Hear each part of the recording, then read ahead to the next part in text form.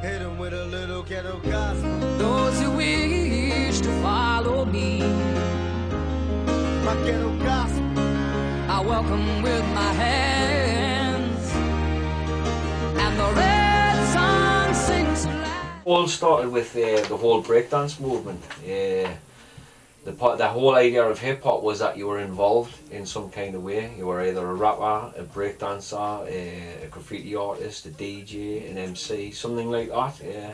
You couldn't just be a bystander. One of the best early stories is when we went to New York City. The local youth work.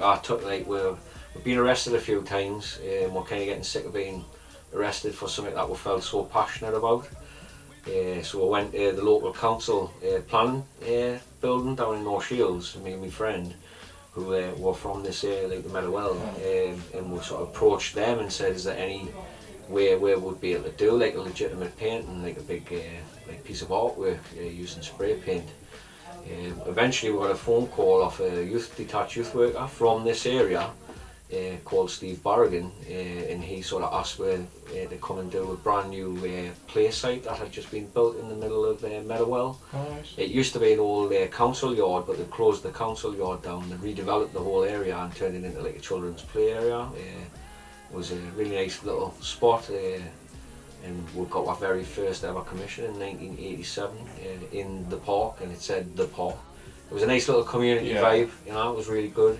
And then they just basically encouraged it on and on and on from there to keep doing more, and then people seeing news articles and everything else, and then Stevie said to her, like, what would be the ultimate thing for you to do, you know, and we said, we want to go to New York and meet all the originals, like where it came from and that, you know. It opened our eyes as from coming from such a small, like, very close-knit estate, where like, oh, we're all from the Meadowell, the Ridges, and then it just made you realise that there was this whole sort of world out there of like interesting things to find, and sort of stop being the little Rajis that we used to be. It's an expression. To a lot of people, it's we live in a society now where people don't really get to say about what goes on. You know, they kind of give you the idea that you're voting for people and this, that, and the other. But the big decisions are all made by those with the money. You know, who can afford what. So I think what it is a lot of people feel like they have no identity, you know. The kind of people that get into graffiti are people that, you get it from all walks of life, don't get us wrong, from rich class to middle class to the low class. But it tends to be people who think a little bit different, feel as though they're a little bit awkward, like by fitting into what's expected as the normal of society and that. And they're the ones that tend to become quite prolific at the sort of the graffiti sort of stuff and that, you know, the bombing and the tagging, and that's like your first steps into the whole art form. And then either you sort of move on through the whole like ladder, as we call it, you know, from the tagging to the piecing to the big productions. It's getting more, it is accepted these days, you know, to a degree. Obviously everybody still hates the tagging, but even most prolific graffiti artists sort of near to the tagging. The idea of regeneration, it can be really good at brightening up like areas where people can feel a little bit uneasy to be. Or just to make a space a lot more youthful looking, a lot more colourful, you know. Places like the parks where the project is. Beforehand it was just tennis courts or a basketball court. Now it's got eye candy and like people appreciate it, you know. We started getting into graffiti, the Meadowell had a hell of a reputation, you know. People used to say to me, where do you paint in Meadowell? Oh, you're mental, they're all crazy doing that. And say, well, we are, but it was just how you dealt with it, you know. It was just part of your life, you know. I think these days you say Meadowell to people and they, oh, we are, that's where some people will say, oh, that's where the riots were, and what's it like down there now? It's not too bad. It still has the same problems within it, you know. But I think it's not as run down as it used to be, you know. But I think it needed that, you know. It needed that sort of regeneration, you know. Be the way I'm living life, do or die. What can I say? I'm 23 now, but will I live to see 24? The way things is going, I don't know. Tell me why are we so blind to see that the ones we hurt are you and me? Graffiti's a subculture of a culture of hip hop, Yeah. which it started. So therefore, when you're part of a culture, you meet people. It becomes a community. I couldn't break dance. I was always into the hip hop culture. Couldn't rap. Couldn't DJ. I was always good at art at school. Next logical step was the graffiti.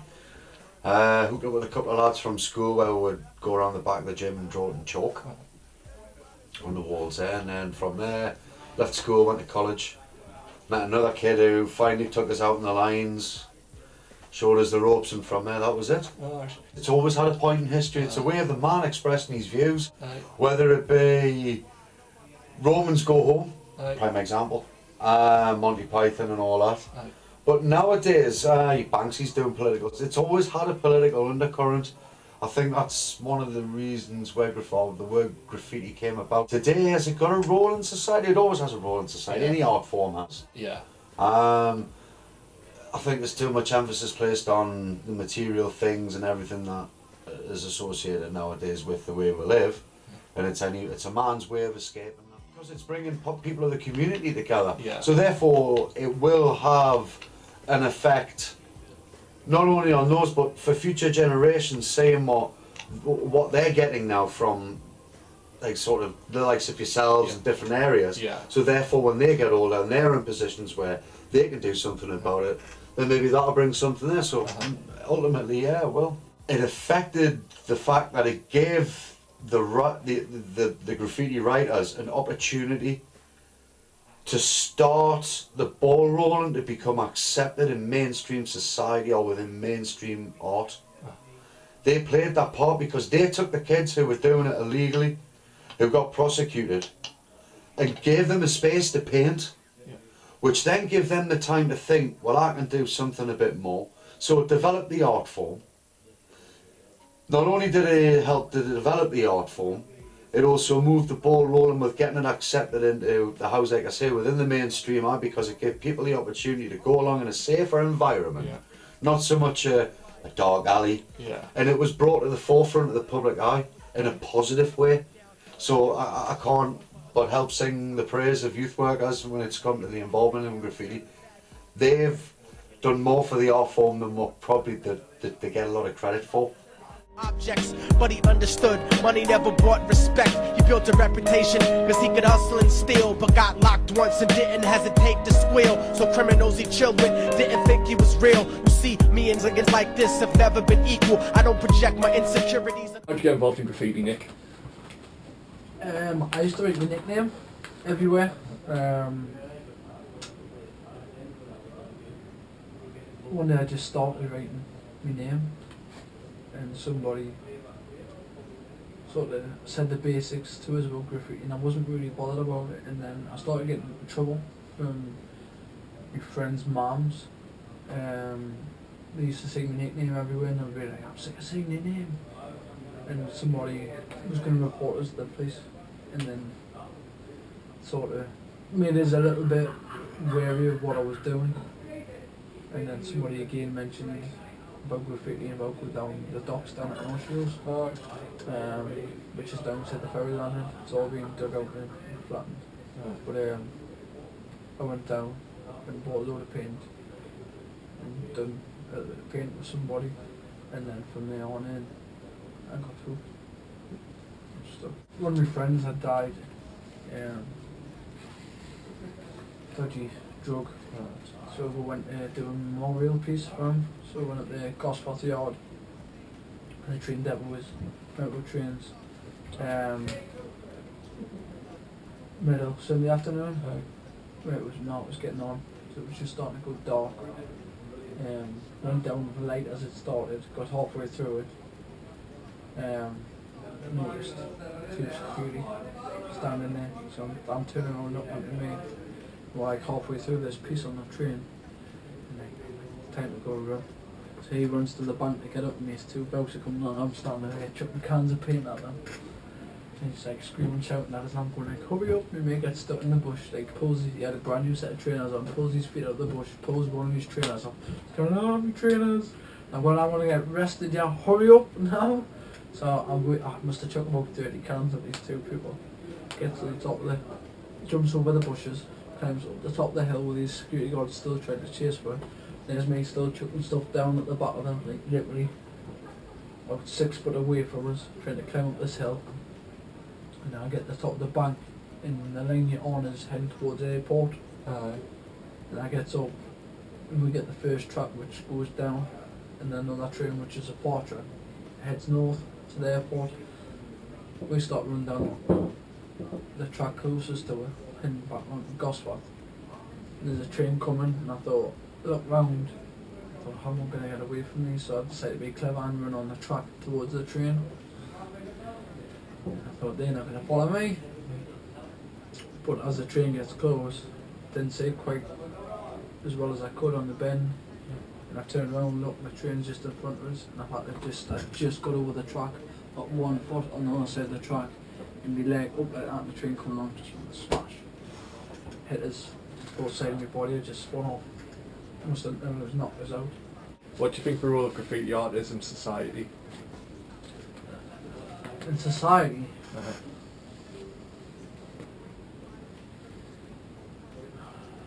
it's free art. Graffiti can be everything and anything, but to somebody like myself, I don't generally class it as graffiti or graffiti art. Yeah. When people talk about it, I class myself as a writer. Yeah. And what I do is different to how society looks at graffiti. Yeah. And I think for what I've got to do, people pay like a lot of money for that, and when people complain about it, they shouldn't really, if it's done in the right spaces, they get some free art out of it, and I think it should be recognised. So look, graffiti around here has had a massive impact, going back from Barry's days. It's had a big impact on, I'd say, hundreds of people in the local area, because it gives people something to aspire to, something that they themselves have achieved a heck of a lot with it.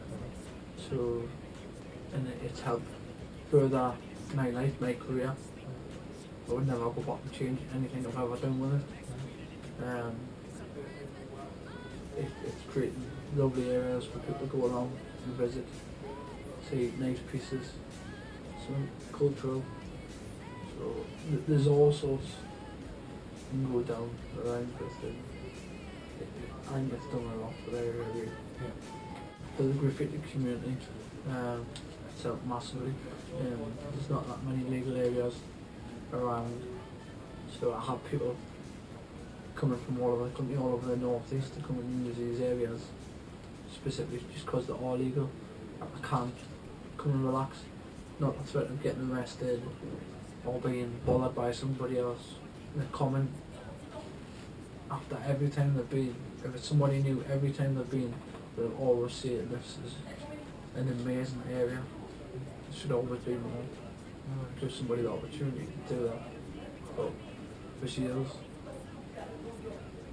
again, anybody in the graffiti community, or even the general public, when they come past these areas, they're always commenting how nice the work is.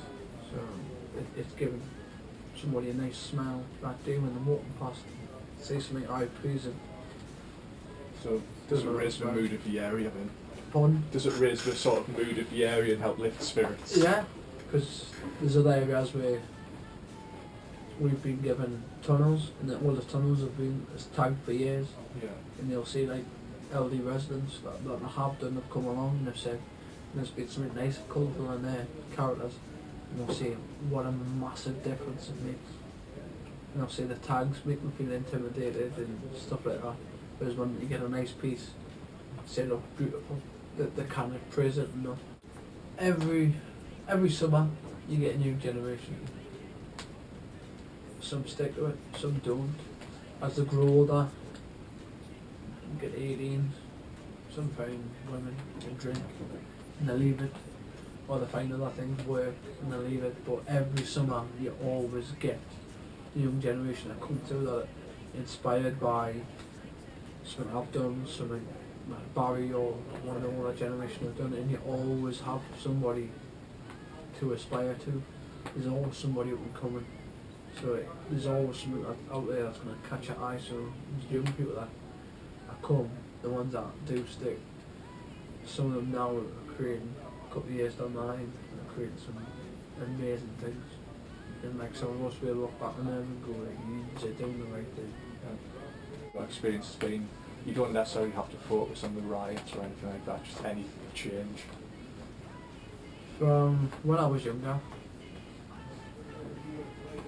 if you didn't dress like a Raji, not necessarily anything to do with graffiti, but if you looked not the normal from people in that area, if you were outside of that, you wouldn't get in the area.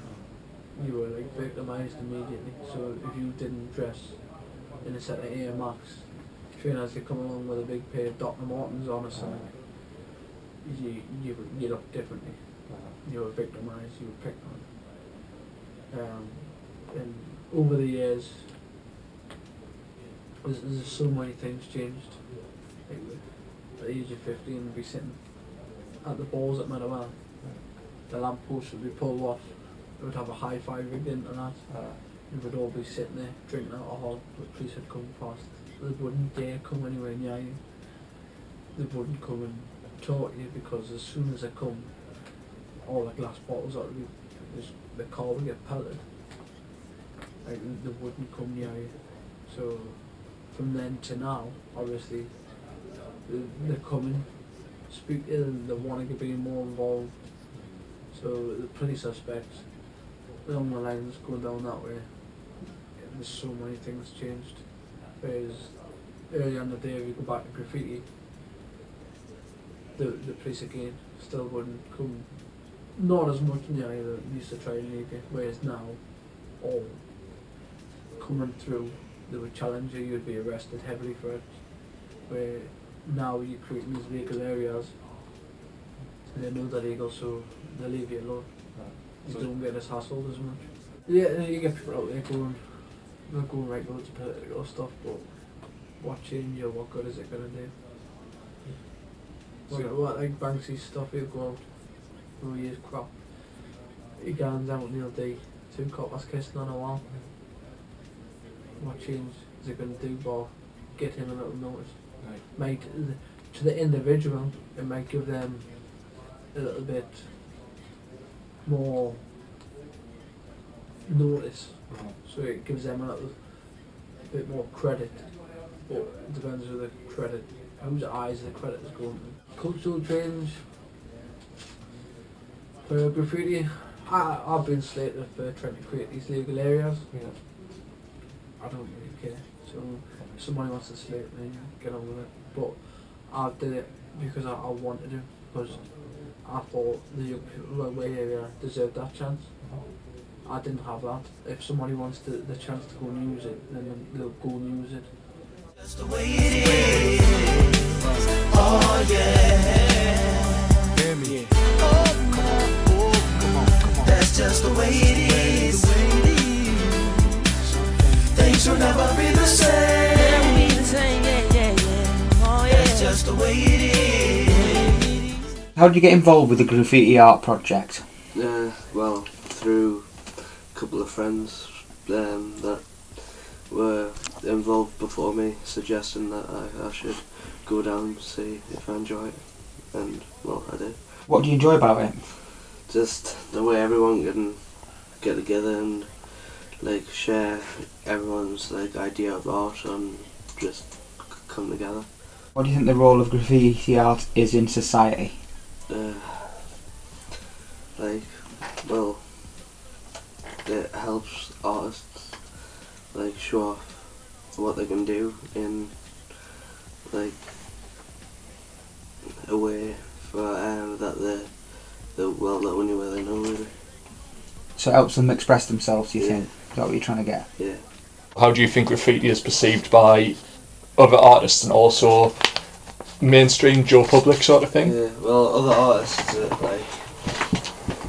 it just like shows like other styles that people can do, and for like like normal people, like they may not like understand, but because they don't do it themselves, but it makes like nice art, really. Yeah.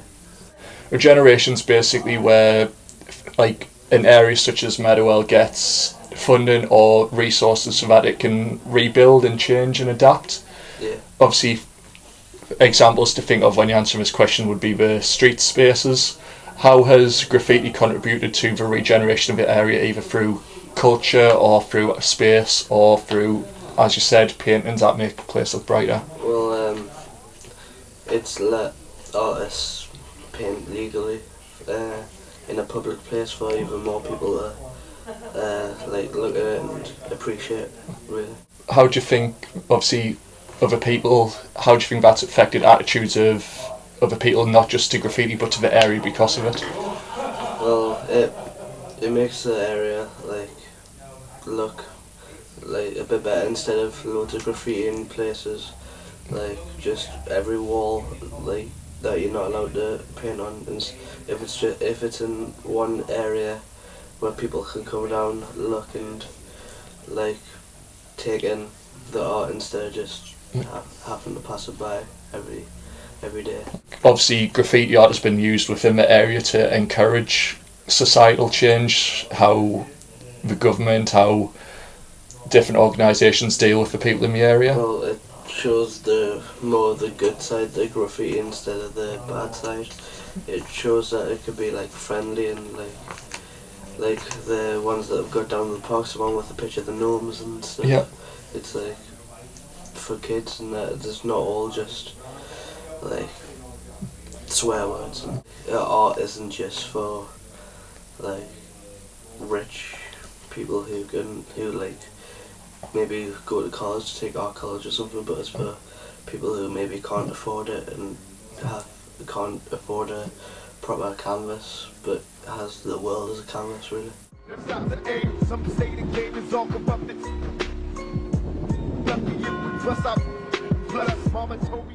How do you think the public perceives it in general as a... Well, like the little tag stuff that don't like that, but like big colourful graffiti pieces like that, because it makes the place look bright.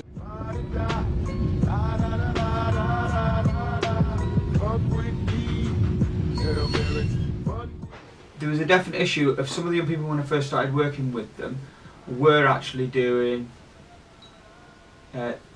painting where they could, because there was no actually legal space for them to paint. Yeah. So it was quite clear to me that as part of the Urban Alchemy it was an ideal opportunity to involve them in creating space for them to do urban art legally, which would reduce them getting into bother with the police or criminal records.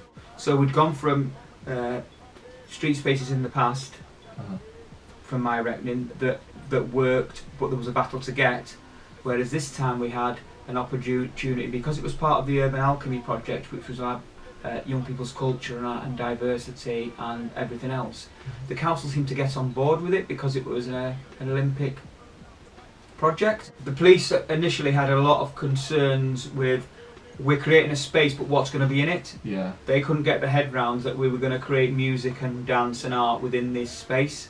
So I don't think they got on board until we actually started developing the spaces, and then they understood what we were doing with it. The young people went around the estate with me as a detachment and identified the street spaces they wanted to develop. I think it's developed amazingly well, beyond my wildest dreams, to be honest. And I think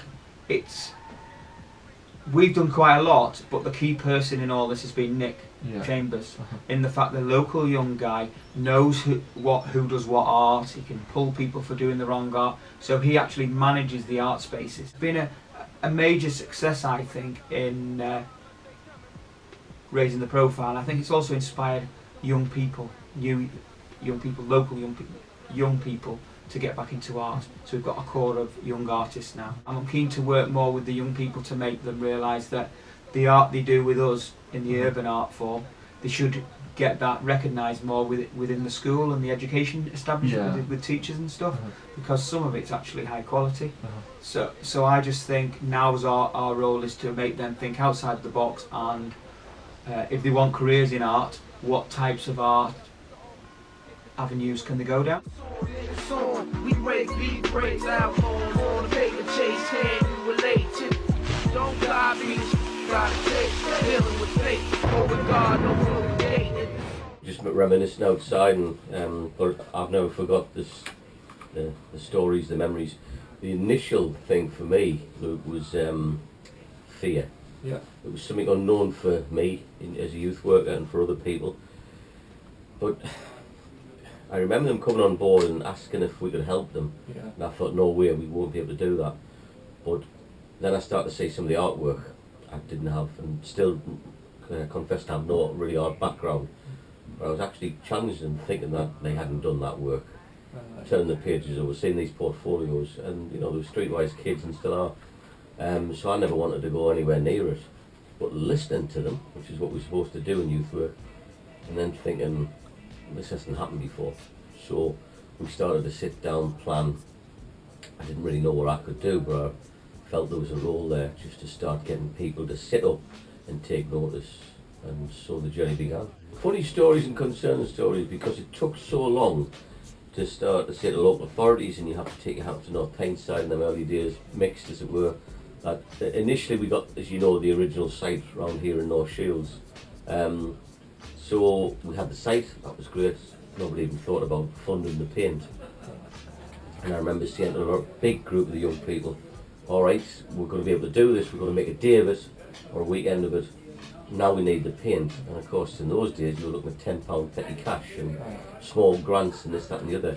So we started to guesstimate, they started to say, all right, so many cans, different colours, and it would come to hundreds of pounds. And I said, well, we can't go any further. No one wanted to sponsor us. No one wanted to throw money in straight away. I remember taking a phone call down here in North Shields, and I think it was their acting chief inspector at the time, whatever the rank was, but we're holding you personally responsible because there's been an increase in tagging and spray can art damage. But what they then said is, like, it was my responsibility. Sorry, I was responsible for the increase over the entire Northumberland area, which wasn't really a claim to fame. Once they'd started putting it onto the walls, out of the subways as it were, although it's still fantastic to see them down there, and once people got a sense that they could look at artwork from the people who go into museums and art places to, you know, to take it all in, here it was in their own communities, done by their own local people. A classic line of saying, where do you think all this has come from? And the camera being like today, but a lot more horrific, getting pointed in my face. And I said, well, all I remember, and I think it's on quote somewhere, was from the beginning of time, you know, people have scrawled in the caves, they've left messages. So as time, as we've evolved, we've put some kind of message and we try to pass on and communicate with each other. And to me, this was just another side of it. We know it's gone off in different dimensions, and it's related to, or it was, with gangs and drug messages and this, that and the other. But once we had hold of something, I realised how exciting it was. Just being outside the room all these years later and hearing the guys talk and saying somebody was around today and saw the work that they've been doing right here, July 2014, and hearing the same stories of them encouraging their peers and other people to have a go. I think the story was somebody today said I couldn't even draw a matchstick person, and the spray artist saying, yeah, we were like that.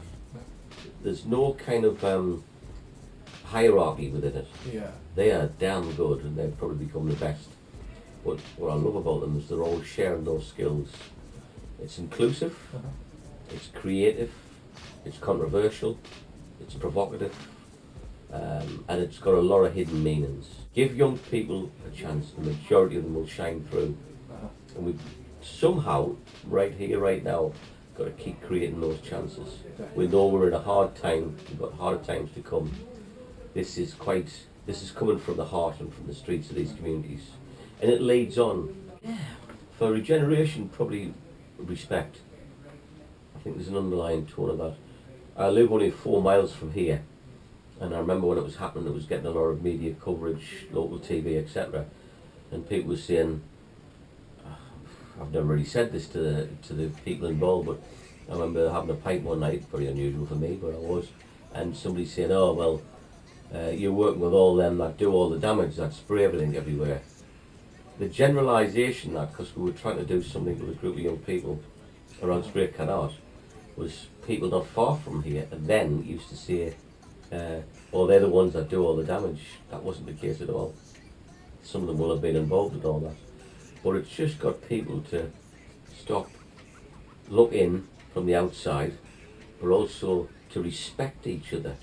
Local artists in and around the North Shields area now, the North Tyneside and the North East, it's massive. Tonight's been an emotional trip really to look back and think 30 odd years or more, probably a bit longer. But people have come now and created organisations and art groups and this, that and the other. They haven't run on the back of all that, but they've been been encouraged to embrace young people, communities and young people. It's there, it sits and lives within our communities all the time. People, again, who would demeanour themselves a little bit by saying, well, I couldn't do something like that. They can, given the opportunity. There was some physical responses to us trying to do it, and I understood that. Yeah. I still remember people saying, you don't want this on the back of your house. This is so badly timed. You don't want this on the back of your house, so why were you having it here? And the contribution was, we're not getting on the back of the house. There were wrecked areas. Yeah. We got cars taken out of the play area, which is the parks and that now. We ourselves physically went in to clear up these areas that were derelict and they were forgotten. And it was there that where we began to build up that respect thing I talk about. People began to get, not just through spray can art, but began to realise that if young people were valued and given the opportunity, they could help change it. We kept saying to the next generation, so at least give them the chance to do it. I said outside of here, you find generally where there's effective spray can art that is appreciated around the local communities, then there's less graffiti vandalism, and there's the difference. Spray can art, graffiti art, and everything that they do, it's survived these decades. It's one of the few things, fashions come and go. This thing continues to evolve. Like you mentioned, the riots and the changes, the poverty, the deprivation, it's continued its own little path to go through. It's on record labels now. It's part of, it has been. It came and went, but continued. Yeah. It was always in the background because it still remained creative. It never really went away. It just needed another generation or somebody else to get interested in now. There's a competitive air there to do better, but to share, that's quite unique. Yeah. If we were one company and we wanted to get their styles, we'd try to steal it a little bit. They like to share it, but they also like to keep creating new things. And we're talking out there new language for me about the colours and the different things, and they've probably influenced spray can itself.